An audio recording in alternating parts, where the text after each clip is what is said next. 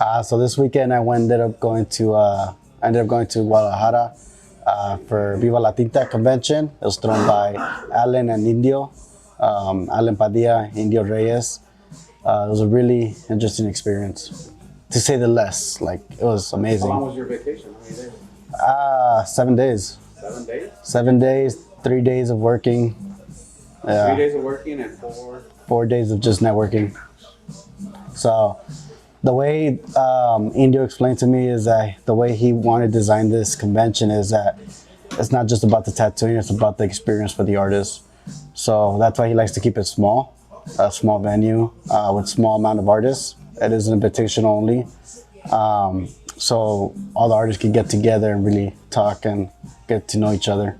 I want to say the most memorable thing about it is just I was surrounded by all the artists I really admire, and if I had a question, they would just help me out. They would like really guide me in some things. I was placed next to amazing artists. The artist next to me in my same booth was Drew Dimas from Houston. I met him that day. Sick dude. He did a back piece and for 3 days. We had Daniel Roach on the other side. We had Mike from San Pedro on the other side, on the right side. And then we had Yoichi from Japan on the other side as well. So it was a very intimidating setting, because you're surrounded by all these amazing artists. What's it called? Mike actually went up to me and was like, "Bro, how do you feel? Like, it feels crazy being here," because it's his first time too, and he looks up to all these artists as well. And I was straight up, I was like, "Man, it feels like the Super Bowl right now." Fucking, you gotta impress everyone. Definitely had a learning curve. You can't price as much as you do here, but everyone was cool. Everybody that went actually had the knowledge of tattooing. It wasn't a cheap convention, so people that went in there, it was packed. They really love tattoos, or just the artwork in general.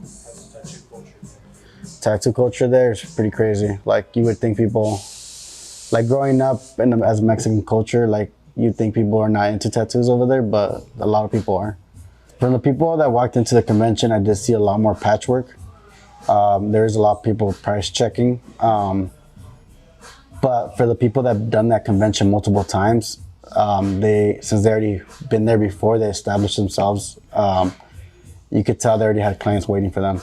They already knew, like, okay, this is how much they're gonna be for the piece, and they save up for that next year. Have you been to Guadalajara before? I have not. It was my first time being in Guadalajara. How was it? It was actually beautiful. It was really beautiful. Nothing that I didn't imagine it to be like that, because all the stories we hear.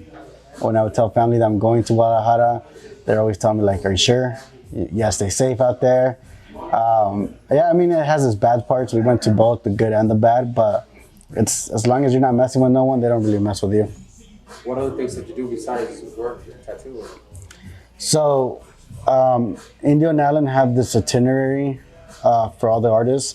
Like I said, they want to make it more inclusive with everyone. So they had a whole week planned of activities that we could do, from when we landed to when we left. Fridays, we all just had a big dinner. Everyone that was there, almost everyone got there Thursday. So Thursday, they took us out to a big bar for everyone to meet each other. And we just all had drinks and had a little party. Friday, Saturday, and Sunday, we were working all day. And then we'll still go out at night for dinner. And then Monday, they had a whole trip for us to go to Tequila, Mexico, where they make tequila, see the distilleries and all that. And then go to the Cantaritos. Wednesday, we went to the hood. We went to Lucha Libre. It was a really interesting experience. Yeah. That was, we got us floor seats, and we ended up having people jumping on top of us. Spilled my beer. Did you eat good, authentic Mexican food? The food I ate was authentic.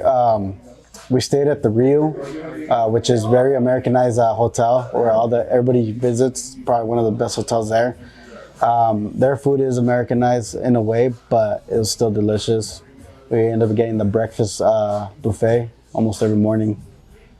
So it was really Get good. any street tacos? Yeah, I think they messed up my stomach. They messed up. Yeah. So I ended up getting some street tacos. After we got back, we actually ended up walking there. Again, walking in the middle of the night. It was. You do have like you're checking your surroundings and everything, but it's not too bad. It's really cool area. So what is the name of this convention? The name of this convention is Viva La Tinta, right there in Guadalajara.